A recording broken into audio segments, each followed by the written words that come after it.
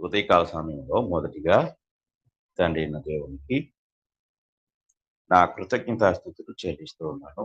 అలాగే వాక్యమును వినుటకు ఈ కూడికలో పాల్గొన్న సహోదరులందరికీ కూడా ప్రత్యేకమైన వందనములు తెలియజేస్తూ ఉన్నాను. ప్రియమైన వాళ్ళగా మనము సంఘము అనే అంశమును గురించి ధ్యానిస్తూ ఉన్నాము. అయితే నిన్నటి దినాన సంఘము యొక్క పోలికలలో ఒకటైన రాజ్యము అనే అంశమును గురించి మనము ధ్యానించాం. సంఘము రాజ్యముతో పోల్చబడినది. ఆ రాజ్యము భూమి మీద స్థాపించబడింది అనే విషయాలను మనము ధ్యానించాము. అయితే ఈరోజు సంఘము దేవుని ఇశ్రాయేలు అనగా పాత నిబంధనలో ఇశ్రాయేలీలతో సంఘము పోల్చబడింది.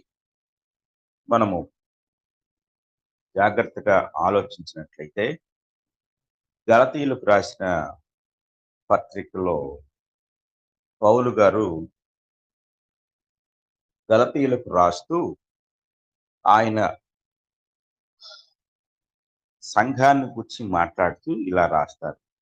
6వ అధ్యాయం గలతీయులకు రాసిన పత్రిక 6వ అధ్యాయము మనం చదువుకున్నట్లయితే 6వ అధ్యాయము 16వ వచనంలో ఇలాగా తెలియజేస్తూ ఉంటారు. ఈ పద్ధతి చొప్పున నడుచుకుని వారికి అందరికీ అనగా దేవుని ఇశ్రాయేలునకు సమాధానమును కృపయు కలుగును గాక. ఈ పద్ధతి చొప్పున నడుచుకుని వారికందరికీ అనగా దేవుని ఇశ్రాయేలునకు సమాధానము కృపయు కలుగును గాక. దేవుని ఇశ్రాయేలు అనగానే ఈ వచనం చదువుతున్న ప్రతి ఒక్కరికి కూడా వెంటనే గుర్తొచ్చేది ఎవరంటే ఇశ్రాయేలు. పాత నిబంధనలో దేవుని ప్రజలుగా గుర్తించబడిన ఇశ్రాయేలీలు గుర్తు వస్తారు. కానీ ఇక్కడ గలతీయులకు రాసిన పత్రికలో పౌలు గారు మాట్లాడుతున్న ఇశ్రాయేలీలు ఎవరు అంటే క్రొత్త నిబంధన క్రైస్తవులు. క్రొత్త నిబంధన క్రైస్తవులే నేటి దేవుని ఇశ్రాయేలు అని మనము గ్రహించాలి. అంటే దేవుని ఇశ్రాయేలు అని పేరు పెట్టబడి పిలువబడిన జనాంగము యాకోబు సంతానమైన ఇశ్రాయేలు. అయితే యాకోబు సంతానమైన ఇశ్రాయేలీలకు అలాగే ఈరోజు మనము క్రొత్త నిబంధనలో క్రీస్తు స్థాపించిన సంఘం దేవుడు ఒక సారూప్యతను చూస్తూ ఉన్నాడు. ఆ సారూప్యతను బట్టి ఆయన దేవుని ఇశ్రాయేలు అనే పేరు పెట్టి పిలవటం ఇక్కడ జరుగుతాం. కనుక దేవుని ఇశ్రాయేలు ఎవరు అంటే క్రైస్తవులు. పాత నిబంధనలో దేవుని ఇశ్రాయేలు అంటే యాకోబు సంతానమైన ఇశ్రాయేలు ప్రజలు. కానీ క్రొత్త నిబంధనలో దేవుని ఇశ్రాయేలు అనే పేరును సొంతం చేసుకున్న వారు ఎవరంటే క్రీస్తు ప్రభు యొక్క సంఘం. క్రీస్తు ప్రభు యొక్క సంఘానికి దేవుడు ఆ పేరు పెట్టి పిలుస్తా ఉన్నారు. నిర్గమకాండము 19వ అధ్యాయంలో మొట్టమొదటిగా దేవుని ఇశ్రాయేలుని అక్కడ ఆయన ఏర్పరచుకుంటూ ఉన్నాడు. మనం చదువుకున్నాం. నిర్గమకాండము 19వ అధ్యాయము 6వ వచనాన్ని మనం చదువుకున్నాం. 6వ వచనాన్ని మనం చదువుకుంటే సమస్త భూమియు నాదే కదా, మీరు నాకు యాజక రూపమైన రాజ్యముగాను పరిశుద్ధమైన జనముగాను ఉందురని చెప్పుము. చూడండి, ఇక్కడ దేవుడు ఇశ్రాయేలీయులను ఇక్కడికి అనగా సీనాయి కొండ దగ్గరికి తీసుకొచ్చాడు. సీనాయి కొండ దేవుడు ఏర్పరచుకున్న ఒక వేదిక. ఈ వేదిక వద్ద ఆయన ఇశ్రాయేలీయులను తన ప్రజలుగా అడాప్ట్ చేసుకుంటూ ఉన్నాడు. దత్తత స్వీకారం జరిగిస్తూ ఉన్నాడు. అంటే ఇశ్రాయేలు ప్రజలు దేవుని ప్రజలుగా ఇక్కడ గుర్తించబడుతూ ఉన్నారు. ఇది మనము చాలా జాగ్రత్తగా గ్రహించవలసిన వారు. అక్కడ వారిని ఆయన అంటున్నాడు, మీరు నాకు యాజక రూపమైన రాజ్యముగాను.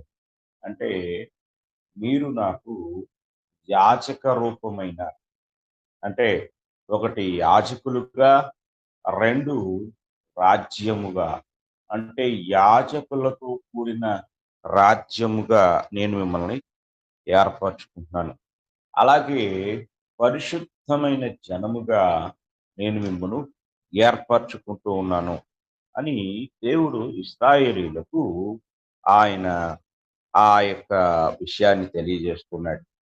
అలాగే మనము పేతురు రాసిన మొదటి పత్రిక 2వ అధ్యాయము 9వ వచనాన్ని మనం చదువుకున్నట్లయితే, అక్కడ దేవుడు వారితో మాట్లాడుతూ, అంటే ఆ పేతురు సార్వత్రిక సంఘానికి రాస్తూ ఇలాగంటాడు, అయితే మీరు చీకటిలో నుండి ఆశ్చర్యకరమైన తన వెలుగులోనికి మిమ్మును పిలిచిన వాని గుణాతిశయములను ప్రచురము చేయు నిమిత్తము ఏర్పరచబడిన వంశమును, రాజులైన యాజక సమూహమును, పరిశుద్ధ జనమును, దేవుని సొత్తైన ప్రజలునై ఉన్నారు అని మాట్లాడతాడు. అంటే ఇక్కడ మనము గ్రహించవలసిన విషయం ఏమిటంటే, ఇశ్రాయేలు ప్రజలను ఏ విధంగా పాత నిబంధనలో ఆయన మీరు నాకు యాజక రూపమైన రాజ్యము అన్నాడో, అలాగే క్రొత్త నిబంధనలో క్రీస్తు ప్రభు సంఘాన్ని ఆయన అంటూ ఉన్నాడు. ఇక్కడ రాజులైన యాజక సమూహము, పరిశుద్ధ జనము, దేవుని సొత్తైన ప్రజలు. అంటే సీనాయి కొండ దగ్గర ఇశ్రాయేలీయులను ఇలాగా ఆయన దత్తత చేసుకుంటూ ఉన్నాడు. అలాగే యెరూషలేములో అనగా సియోనులో, ఇక్కడేమో సీనాయి దగ్గర దేవుడు వారిని దత్తత చేసుకుంటూ క్రైస్తవులను లేక క్రీస్తు ప్రభు సంఘాన్ని సియోనులో ఆయన ఏర్పరచుకున్నాడు. అపోస్తుల కార్యములు గ్రంథము 2వ అధ్యాయాన్ని మనం చదువుకున్నట్లయితే, 2వ అధ్యాయంలో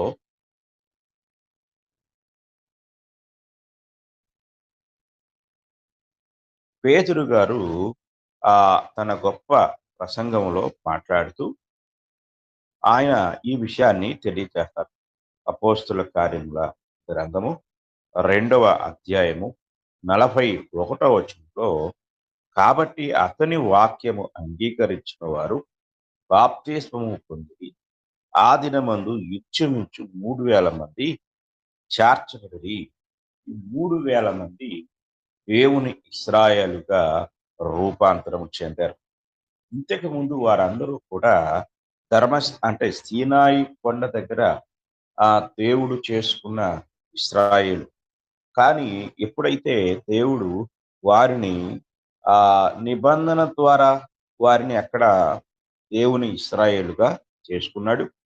కానీ ఆ తర్వాత ఎప్పుడైతే ఆ నిబంధన దేవుడు క్రీస్తునందు కొట్టివేశాడో, అప్పటితో ఇశ్రాయేలు అనే ఆ జాతికి ఇవ్వబడిన నిబంధనలు, వాగ్దానాలు, చట్టాలు అన్నీ కూడా ఒక్కసారిగా రద్దు చేయబడిపోయాయి. ఆ సంగతి వారికి ఇంకా తెలియలేదు. కాబట్టి ఇప్పుడు దేవుడు నూతన ఇశ్రాయేలు అనగా ఆ దేవుని ఇశ్రాయేలు అని పిలువబడిన యాకోబు సంతానము యొక్క స్థానంలో మరొక ఇశ్రాయేలును దేవుడు ఏర్పరచుకుంటూ ఉన్నాడు. అక్కడ సీనాయి దగ్గర ఆయన ఒక ధర్మశాస్త్రం ఇచ్చి ఆ ధర్మశాస్త్రము ద్వారా వారితో నిబంధన ఏర్పరచుకున్నాడు. ఇక్కడికొచ్చేసరికి క్రొత్త నిబంధనలో ఆయన క్రొత్త నిబంధన ద్వారా యెరూషలేము అనగా సీనాయి దగ్గర ఆయన వారితో నిబంధన చేసుకుంటూ ఉన్నాడు. అలాగే అక్కడ వారిని ఒక యాచక రూపమైన రాజ్యముగా చేసుకున్నాడు. ఇక్కడ క్రైస్తవులను దేవుడు యాజక రూపమైన రాజ్యముగా చేసుకున్నాడు. అక్కడ వారికి ఒక ధర్మశాస్త్రమును ఇచ్చాడు సీనాయి దగ్గర. ఇక్కడ ఆయన మరొక క్రొత్త నిబంధన అనే క్రొత్త ధర్మశాస్త్రాన్ని అనుగ్రహిస్తూ ఉన్నాడు.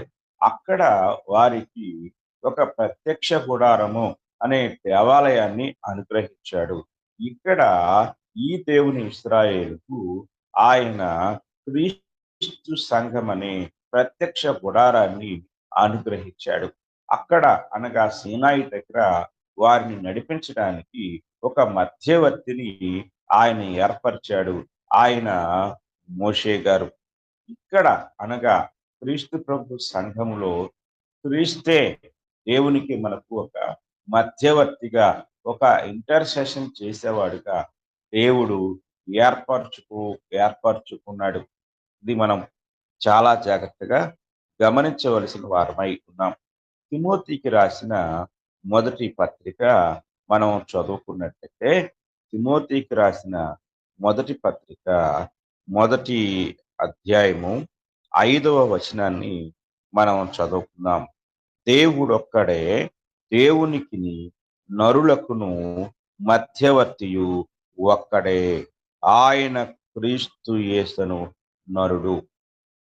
కనుక మనం చాలా జాగ్రత్తగా ఆలోచించినట్లయితే దేవునికి మనకు మధ్యవర్తిగా ఈనాడు దేవుడు ఏర్పరచుకున్న క్రొత్త నిబంధన ద్వారా ఏర్పరచుకున్న మధ్యవర్తి ఎవరు అంటే మన ప్రభు అయిన యేసుక్రీస్తు వారు.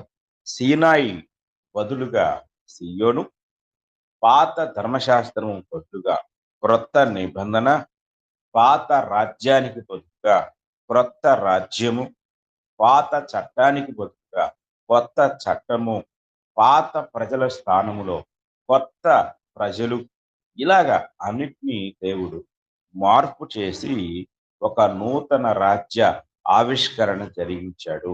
ఒక నూతన ప్రజలుగా ఏర్పరచుకున్నాడు. ఆ నూతన ప్రజలే క్రైస్తవులు.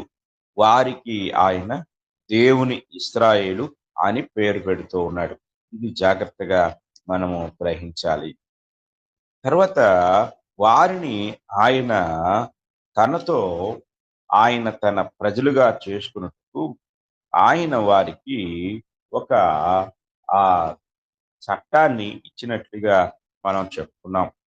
ఆ చట్టానికి సంబంధించిన విధానాలు మనం ఆలోచిస్తే ఇశ్రాయేలు దేవుని ఆరాధించాలి.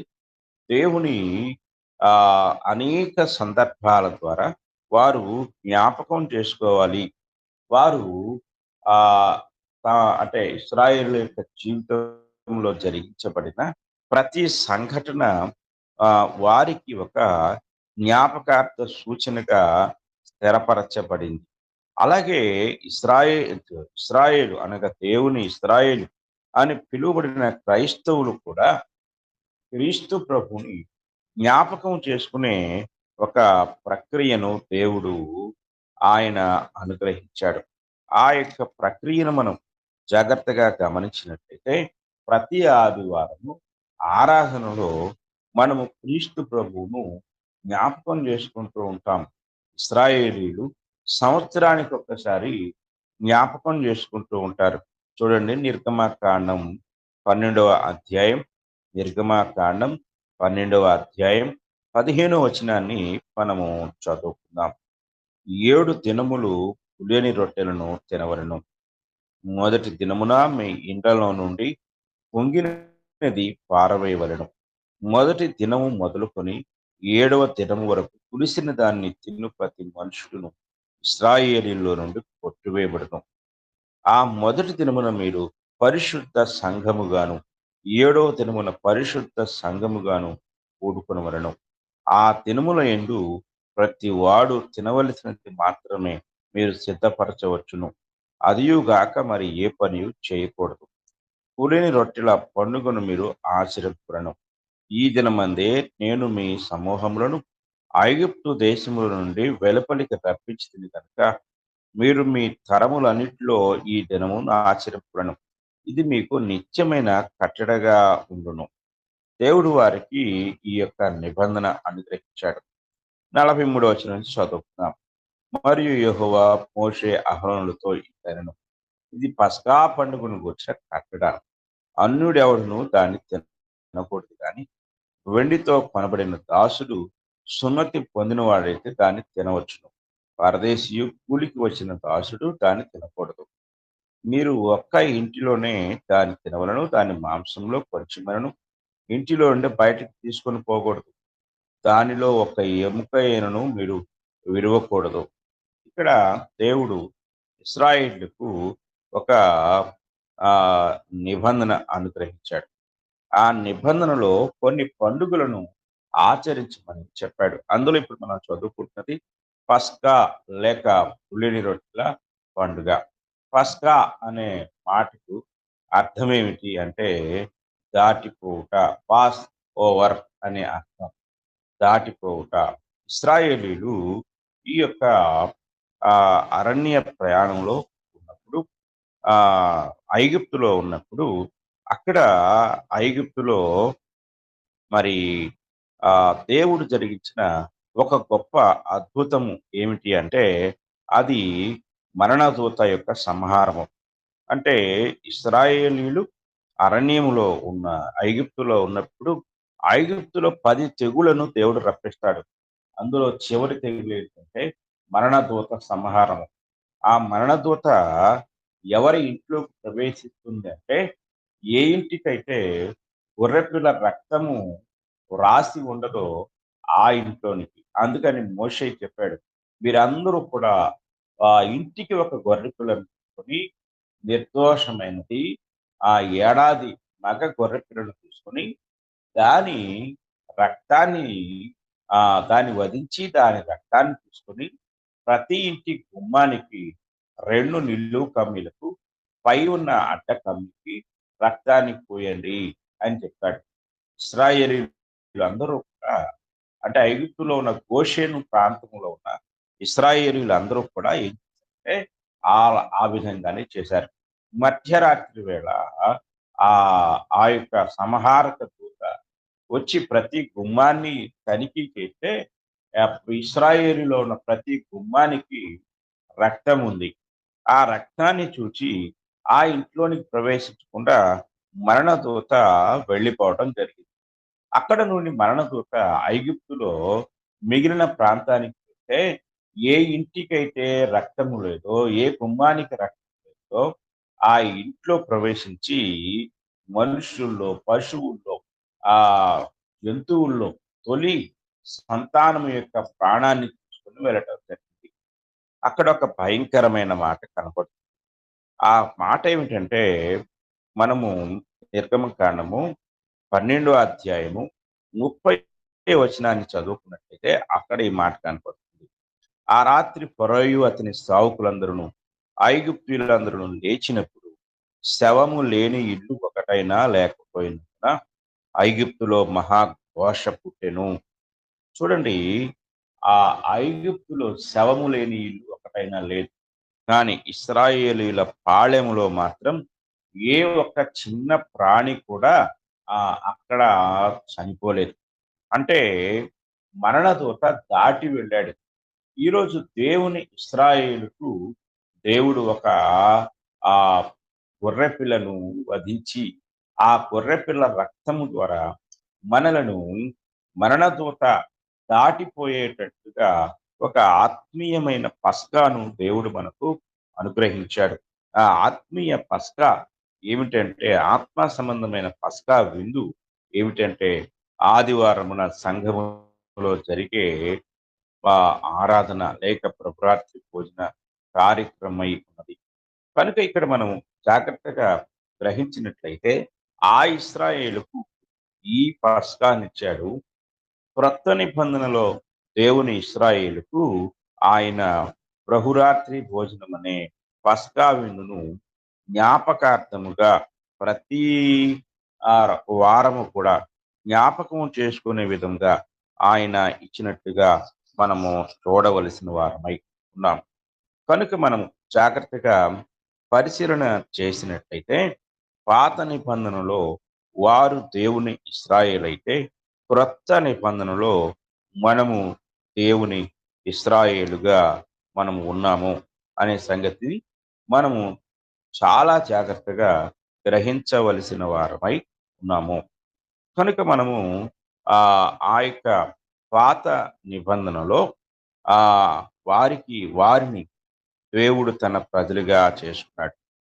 ఇక్కడ ఈ యొక్క పస్కా విందును భుజించుటకు కొన్ని అర్హతలను ఆయన అక్కడ ఇచ్చాడు. ప్రధానమైన అర్హత ఏంటంటే, సున్నతి చేయించుకోవాలి.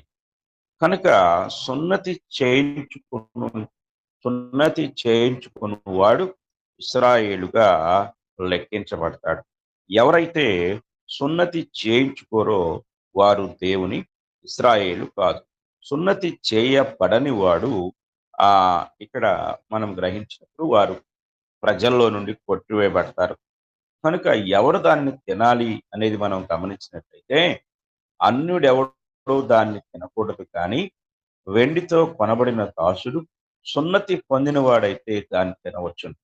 అంటే ఇక్కడ దేవుని ఇశ్రాయేలు ఆ యొక్క పస్కాను ఆచరించుటకు వారు కలిగి ఉండవలసిన అర్హత ఏమిటంటే, వారు ఆ యొక్క సున్నతి పొందిన వారై అందులో పాల్గొనాలి. అక్కడ సీనాయి దగ్గర దేవుడు నిబంధన తీసుకున్న ఇశ్రాయేలు. కానీ ఇక్కడ క్రొత్త నిబంధన ఆరాధనలో ఎవరు ఈ పస్కా విందులో పాల్గొంటారు అంటే, ఆ అర్హత ఎవరికి ఉందంటే, క్రీస్తులోనికి బాప్తిస్మము పొందినవారు. ఇక్కడ బాప్తిస్మము అంటే, ఈరోజు ప్రతి ఒక్కరూ నానా విధమైన ప్రాంతాల్లో లేక ఆయా సంఘాలలో బాప్తిస్మము పొందుతూ ఉన్నారు. వారందరూ కూడా మేము బలలో పాల్గొనే హక్కును కలిగి ఉన్నాము అనుకుంటూ ఉన్నారు. అయితే ఇక్కడ గ్రహించాలి, దేవుడు తన ప్రజలైన ఇశ్రాయేలును ఇశ్రాయేలుగా చేసుకోవటానికి ఆయన ఒక చట్టం అనగా ధర్మశాస్త్రాన్ని ఇచ్చాడు. ఈరోజు దేవుని ఇశ్రాయేలుకు కూడా క్రొత్త నిబంధన అనే చట్టాన్ని ఇచ్చాడు. ఆనాడు వారు పాత నిబంధన చట్టము ద్వారా వారు దేవుని ప్రజలయ్యారు. ఈరోజు మనము క్రొత్త నిబంధన చట్టము ద్వారా దేవుని ప్రజలమయ్యాం. ఆనాడు వారు సున్నతి చేయించుకోవాలి అంటే దేవాలయం దగ్గరకు వెళ్ళాలి. దేవాలయం దగ్గరే వారు సున్నతి చేయించుకోవాలి. అది చట్టము. కాబట్టి యాజకులు సున్నతి విధి జరిగించాలి. దేవాలయం దగ్గర ధర్మశాస్త్ర నియమము చొప్పున సున్నతి అనేది అక్కడ చేయబడాలి. కాదండి, నేను ఎక్కడో సున్నతి చేయించుకున్నాను, లేదా మేము మా దేవతల దగ్గర సున్నతి చేయించుకున్నాము, లేదా మా ఆలయంలో సున్నతి చేయించుకున్నాము, లేదా మా ఇంట్లో సున్నతి చేయించుకున్నాము అంటే ఆ సున్నతి చెల్లదు.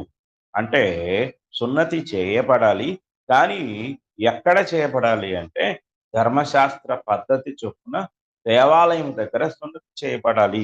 ఇది మనము జాగ్రత్తగా గ్రహించాలి. లూకా సువార్త మనం చదువుకున్నట్లయితే, లూకా సువార్త 2వ అధ్యాయంలో లూకా గారు ఒక విషయాన్ని ఆయన తెలియజేస్తూ ఉంటాడు. మనం చదువుకుందాం. లూకా సువార్త 2వ అధ్యాయము మనం చదువుకుందాం. లూకా సువార్త 2వ అధ్యాయము 21వ వచనాన్ని మనము చదువుకుందాం. 21వ వచనాన్ని మనం చూస్తే, ఆ శిశువునకు సున్నతి చేయవలసిన 8వ దినము వచ్చినప్పుడు గర్భమందాయన పడక మునుపు దేవదూత చేత పెట్టబడిన యేసు అను పేరు వారు ఆయనకు పెట్టిరి. చూడండి. ఆ శిశువునకు సున్నతి చేయవలసిన 8వ దినము వచ్చినప్పుడు చూడండి అక్కడ ఆయన ఆ పేరు పెట్టారు. ఆ తరువాత మనం గమనించినట్టయితే మోషే ధర్మశాస్త్రము చొప్పున వారు తమ్మును శుద్ధి చేసుకున్న దినములు గడిచినప్పుడు ప్రతి తొలుచూలు మగపిల్ల ప్రభువుకు ప్రతిష్ఠ చేయబడవలెను అని ప్రభు ధర్మశాస్త్రమందు వ్రాయబడినట్టు ఆయనను ప్రభువుకు ప్రతిష్ఠించుటకు ప్రభు ధర్మశాస్త్రమందు చెప్పబడినట్టు గువ్వల జతనైనను 2 పౌరపు పిల్లలనైనను బలిగా అర్పించుటకును వారు ఆయనను యెరూషలేమునకు తీసుకొని పోయిరి. జాగ్రత్తగా మనం గమనించినట్లయితే ఆ యెరూషలేముకు ఆయన్ని తీసుకొని వచ్చినట్లుగా మనం చూడగలం. కనుక ఇక్కడ సున్నతి ఎక్కడ చేయబడాలి? ఎవరు చేయాలి? అంటే దేవాలయం దగ్గర ఎవరు చేయాలి? దేవుని యాజకులు. కాబట్టి ఇక్కడ క్రొత్త నిబంధనలో మనము దేవుని ఇశ్రాయేలు కావాలి అంటే దేవాలయం దగ్గరకు రావాలి. అనగా క్రీస్తు ప్రభు సంఘం దగ్గరికి రావాలి. క్రీస్తు ప్రభు సంఘంలో అక్కడ సున్నతి అనబడిన బాప్తిస్మాన్ని పొందాలి. కనుక పాత నిబంధనలో వారు దేవుని ప్రజలు ఎలా అయ్యారంటే ధర్మశాస్త్రము ద్వారా. ఇక్కడ మనము దేవుని ప్రజలము ఎలా అవుతున్నామంటే క్రొత్త నిబంధన ద్వారా. అక్కడ వారు దేవుని ప్రజలుగా శరీరమందు ఒక ముద్రను పొందటానికి ఏం పొందుకున్నారు అంటే సున్నతి. ఇక్కడ మనము దేవుని ప్రజలముగా గుర్తించబడటానికి ఏం పొందుతున్నామంటే బాప్తిస్మము. అక్కడ వారు సున్నతి ఎక్కడ చేయబడ్డారంటే దేవాలయం దగ్గర ధర్మశాస్త్ర పద్ధతి చొప్పున యాజకుల యొక్క విధానాల ద్వారా. ఇక్కడ మనము ఏ విధముగా సంఘములో ప్రవేశిస్తున్నాము లేక బాప్తిస్మం పొందుతున్నాము అంటే క్రీస్తు నొద్దకు వచ్చి క్రీస్తు నందు అనగా క్రీస్తు ప్రభు యొక్క శరీరము అనబడిన సంఘములో మనము బాప్తిస్మం పొందుట ద్వారా దేవుని ప్రజలం అవుతాం. చూడండి కొరింథీయులకు రాసిన పత్రిక మొదటి పత్రిక మనము 12వ అధ్యాయము 13వ వచనాన్ని చదువుకుందాం. కొరింథీయులకు రాసిన మొదటి పత్రిక 12వ అధ్యాయము మనము 13వ వచనాన్ని చదువుకుందాం.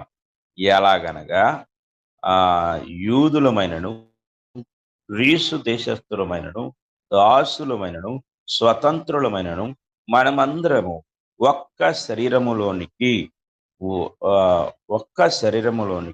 ఒక్క ఆత్మ ఎందే బాప్తిస్మము పొందితిమి. మనమందరము ఒక్క ఆత్మను పానము చేసిన వారమైతిమి. ఇక్కడ ఒక్క శరీరములోనికి అనే దగ్గర చిన్న ఒక్క అంకె ఉంటుంది. దానికి కింద ఫుట్ నోట్లో మనం చూసినట్లయితే ఒక్క శరీరముగా మూల భాషలో ఒక్క శరీరముగా ఇశ్రాయేలుకు దేవుడు సున్నతి ఎందుకు ఇచ్చాడంటే ఒకే ఒక్క జనాంగంగా వారు ఉండటానికి ఆయన సున్నతి అనే నిబంధన ఇచ్చాడు. ఇప్పుడు దేవుడు మనకు ఎందుకు ఆయన బాప్తిస్మమును అనుగ్రహించాడంటే ఒక్క జనాంగముగా ఒక్క శరీరముగా. శరీరం అంటే నేను మరి గత పాఠంలో చెప్పాను.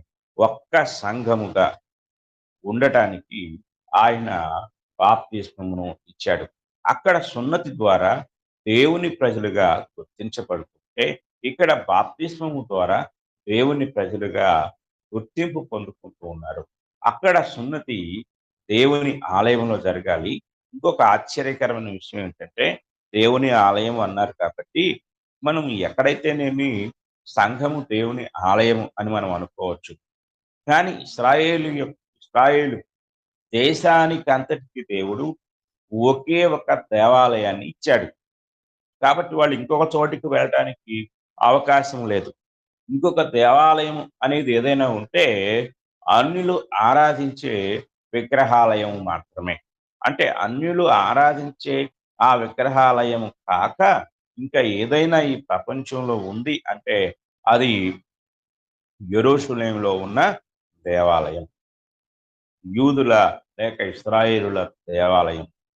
కాబట్టి ఇప్పుడు మనం గ్రహించవలసింది ఏంటంటే, ఎందుకు దేవుడు లక్షలాది ప్రజలకు ఒకే దేవాలయాన్ని ఇచ్చాడు అంటే, ఆయన ఆంతర్యం ఏమిటంటే, ఇశ్రాయేలు ఐక్యంగా ఉండాలి, ఏకముగా ఉండాలి, వారు విడిపోకూడదు అనేది ఆయన యొక్క ఉద్దేశం. ఒకే దేవుడు, ఒకే చట్టం, ఒకే దేశం, ఒకే యాజకత్వం, ఒకే ఆరాధన, ఒకే ఆరాధన స్థలం అనగా దేవాలయం దేవుడు వారికి ఇచ్చాడు. కాబట్టి ఇశ్రాయేలీయులు దేవుని యొద్దకు వచ్చి దేవునికి బలి అర్పించాలి అంటే లేక ఆరాధించాలి అంటే వారు ఆ దేశంలో ఎక్కడ ఉన్నా సరే బలిపీఠం కట్టుకోవడానికి వీల్లేదు. వారు దేవాలయం దగ్గరికే రావాలి. పాత నిబంధనలో మనము అబ్రహాము, ఇస్సాకు, యాకోబుల సంచార జీవితాన్ని మనం చూస్తే ఆ సంచార జీవితంలో వారు ఎక్కడ దేవుని ఆరాధించాలి అనుకుంటే అక్కడ బలిపీఠం కట్టుకునేవారు. వెంటనే అక్కడ బలి అర్పించేవారు. ఇది మనం చూడొచ్చు.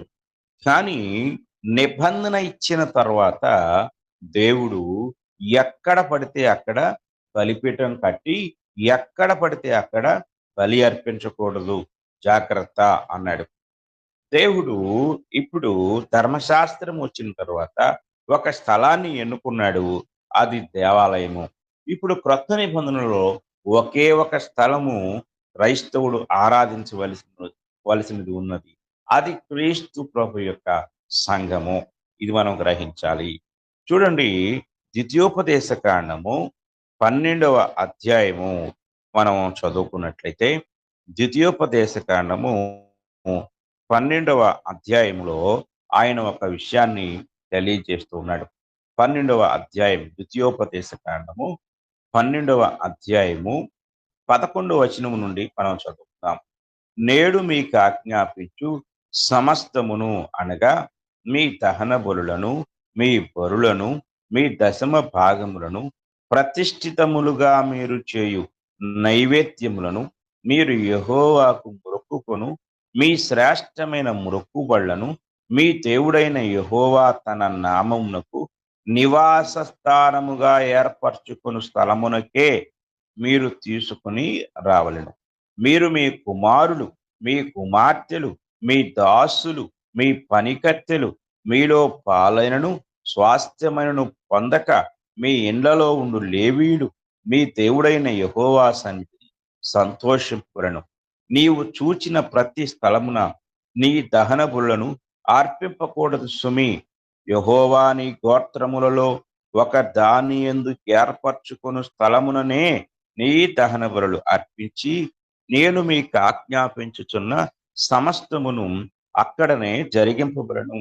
అయితే నీ దేవుడైన యెహోవా నిన్ను ఆశీర్వదించిన కొలది ఇండ్లన్నిటిలో నీ మనస్సు కోరుదాన్ని చంపి తినవచ్చును. అంటే నువ్వు వండుకొని తినాలంటే నీ ఇంట్లో దాన్ని చేయొచ్చు. కానీ బలిపీఠము దగ్గరకు వచ్చి బలి అర్పించాలని అంటే మాత్రము ఖచ్చితంగా దేవుడు ఏర్పరచుకున్న స్థలానికే రావాలి. కాబట్టి ఆ దేవుడు ఏర్పరచుకున్న స్థలము, ఆ దేవుడు ఏర్పరచుకున్న బలిపీఠము పాత నిబంధనలో ఉన్న దేవాలయము. కనుక ఇశ్రాయేలీలు ప్రతి సంవత్సరం కూడా అక్కడికే వచ్చి అక్కడనే కొన్ని దినాలు ఉండి దేవునికి బలి అర్పించి సంతోషించి ఆరాధించి వెళ్ళేవారు. కనుక ఇప్పుడు మనం ఏటేటా కాదు కానీ ప్రతి పునరుత్థాన దినమున పస్కా గొర్రె పిల్ల అయిన క్రీస్తు పస్కాను జ్ఞాపకం చేసుకున్నట్టుకు మనము ప్రతి ఆదివారము క్రీస్తు ప్రభు సంఘం అనే దేవాలయంలోనికి మనము చేరుకుంటున్నాము. అక్కడికి వచ్చి మాత్రమే మనము ఈ పస్కాను జ్ఞాపకం చేసుకొనవలసిన వారమై ఉన్నాము. ఇది జాగ్రత్తగా మనం గ్రహించాలి. అందుకే దేవుడు గలతీ పత్రికలో పౌలు గారి ద్వారా మాట్లాడుతూ దేవుని ఇశ్రాయేలు అనే విషయాన్ని ఆయన మనల్ని గూర్చి మాట్లాడుతూ ఉన్నాడు. దేవుని ఇశ్రాయేలుగా పాత నిబంధనలో పరిగణించబడిన ఆ ఇశ్రాయేలుకు దేవుడు ఒక వాగ్దానం, ఒక నిరీక్షణ అనుగ్రహించాడు. ఆ నిరీక్షణ ఏంటంటే భౌతికమైన రాజ్యము లేక పాలు తేనెలు ప్రవహించు కనాను దేశాన్ని దేవుడు వాగ్దానముగా వారికి అనుగ్రహించాడు. కానీ క్రొత్త నిబంధనలో ఉన్న క్రీస్తు ప్రభు సంఘం అని పిలువబడిన ఆత్మీయ ఇశ్రాయేలు, దేవుని ఇశ్రాయేలు దేవుడు అనుగ్రహించిన ఒక అద్భుతమైన నిరీక్షణ ఏమిటి అనేది మనం గ్రహించినట్లయితే, పౌలు గారు తెస్సలోనికైలకు రాసిన మొదటి పత్రికలో ఆయన ఈ విషయాన్ని తెలియజేస్తూ ఉన్నాడు. తెస్సలోనికైలకు రాసిన మొదటి పత్రిక మనం జాగ్రత్తగా చదువుకున్నట్లయితే 4వ అధ్యాయము 13వ వచనములో నిరీక్షణను గురించి పౌలు గారు మాట్లాడుతూ ఉన్నాడు. మనం చదువుకుందాం. సహోదరులారా, నిరీక్షణ లేని ఇతరుల వలె మీరు దుఃఖపడకుని నిమిత్తము నిద్రించుచున్న వారిని గూర్చి మీకు తెలియకునుట మాకిష్టము లేదు. యేసు మృతి పొంది తిరిగి లేచినని మనము నమ్మిన యెడల అదే ప్రకారము యేసునందు నిద్రించిన వారిని దేవుడు ఆయనతో కూడా వెంట పెట్టుకుని వచ్చును. మేము ప్రభు మాటను బట్టి మీతో చెప్పున్నదేమనగా, ప్రభు రాకడ వరకు సజీవులమై నిలుచుండు మనము నిద్రించిన వారి కంటే ముందుగా ఆయన సన్నిధి చేరము. ఆర్భాటముతోను ప్రధాన దూత శబ్దముతోను దేవుని బోరతోను పరలోకము నుండి ప్రభు దిగి వచ్చి క్రీస్తునందుండి మృతులైన వారు మొదట లేదు. ఆ మీదట సజీవులమై నిలిచిండు మనము వారితో కూడా ఏకముగా ప్రభువును ఎదుర్కొనుటకు ఆకాశ మండలమును మేఘముల మీద కొనిపోబడదు. కాగా మనము సదాకాలం ప్రభుతో కూడా ఉందుము. ఇది మనకు క్రీస్తునందు దేవుడు అనుగ్రహించిన వాగ్దానము, నిరీక్షణ. నిరీక్షణ లేని ఇతరుల వలె, అంటే ఈ నిరీక్షణ లేని వారు లోకంలో ఎంతో మంది ఉన్నారు. పాత నిబంధనలో ఇశ్రాయేలుకు ఒక నిరీక్షణ ఉంది. ఆ నిరీక్షణ ఏంటంటే వాగ్దాన దేశమైన కనాను. అందులో ప్రవేశించుటకు వారు 40 సంవత్సరాలు యాత్ర చేశారు. మధ్యలో కొంతమంది రాలిపోయారు. మరికొంతమంది మాత్రమే అందులో ప్రవేశించారు. ఈరోజు మనము కూడా దేవుని ఇశ్రాయేలుగా వాగ్దాన దేశంలో ప్రవేశించుటకు యాత్ర చేస్తూ ఉన్నాం భూలోకంలో. ఈ యాత్రలో మనము ఆ నిరీక్షణ కలిగి ముందుకు కొనసాగవలసిన వారమై ఉన్నాం. ఏమిటి ఈ నిరీక్షణ అంటే, ఇప్పుడు మనకు పౌలు గారు తెలియజేశారు. కాగా మనము సదాకాలము ప్రభువుతో కూడా ఉందుము అనే నిరీక్షణ కలిగి మనము యాత్ర చేయవలసిన వారమై ఉన్నాము. మన ఆత్మీయ ప్రయాణమును కొనసాగించవలసిన వారమై ఉన్నాం. హెబ్రీయులకు రాసిన పత్రిక 11వ అధ్యాయంలో పితరుల యొక్క యాత్రను గూర్చి మనం చదువుకున్నట్లయితే అక్కడ పౌలు గారు ఇలాగ రాస్తూ ఉంటాడు. హెబ్రీయులకు రాసిన పత్రిక 11వ అధ్యాయము మనము చదువుకున్నట్లయితే 11వ అధ్యాయము 13వ వచనాన్ని చదువుకుందాం.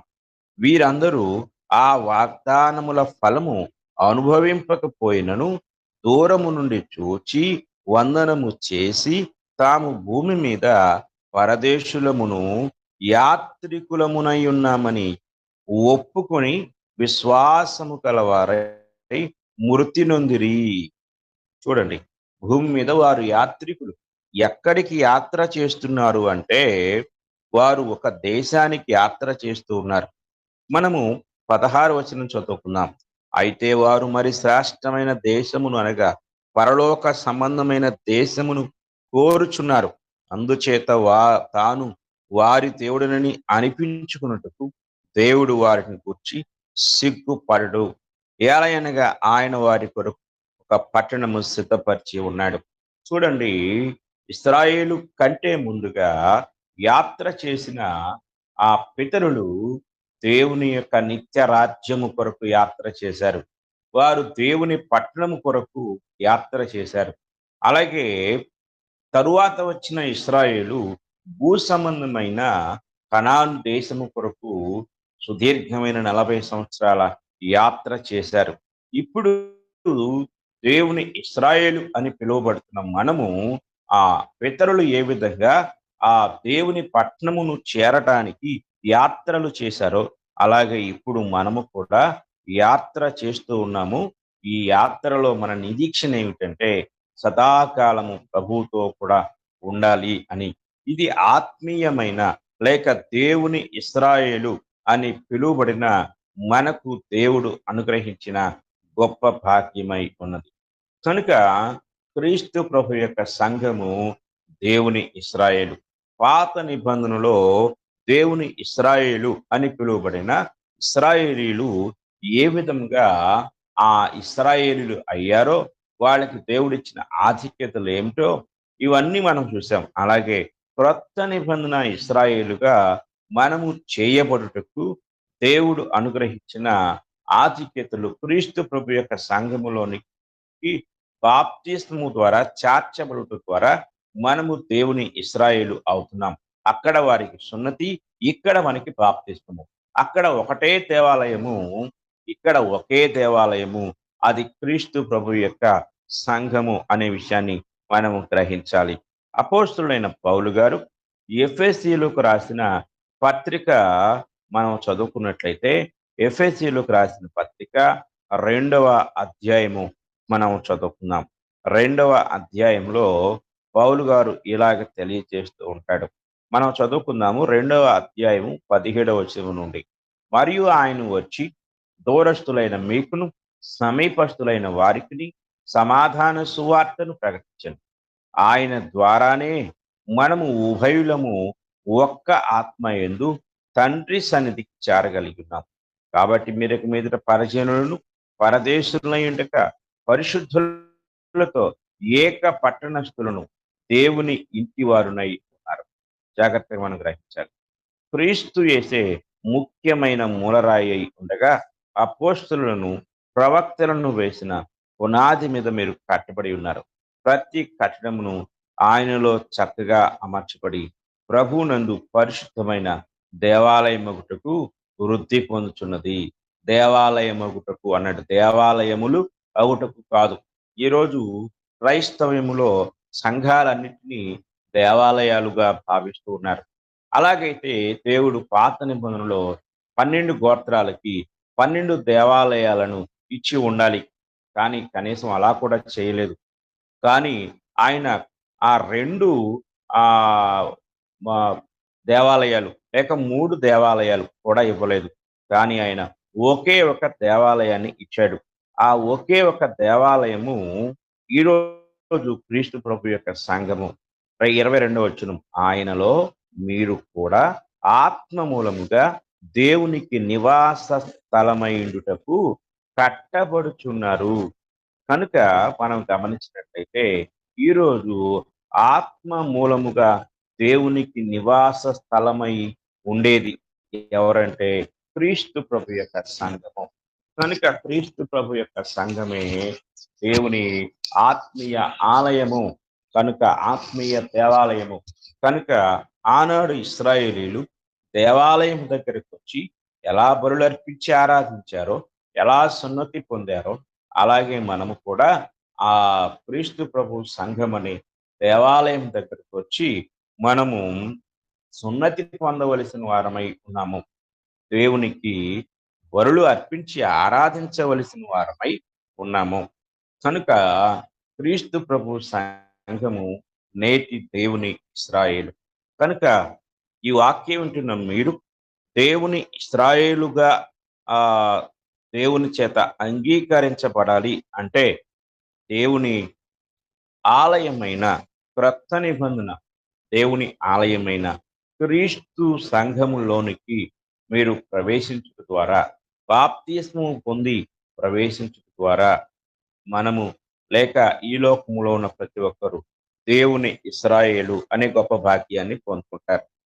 కనుక ఈ గొప్ప భాగ్యాన్ని పొందకుండా లోకంలో ఒకవేళ మీరు ఇంకా ఉన్నట్లయితే మీరు దేవుని ఇస్రాయేలు కాదు అని, దేవుని ఇస్రాయేలుగా మార్చబడాలని నేను ప్రేమపూర్వకంగా మీకు తెలియచేస్తూ, క్రీస్తు ప్రభువు సంఘమే దేవుని ఇస్రాయేలు అనే విషయాన్ని మరొకసారి మీకు జ్ఞాపకం చేస్తూ ఈ మాటలు ముగిస్తూ ఉన్నాను.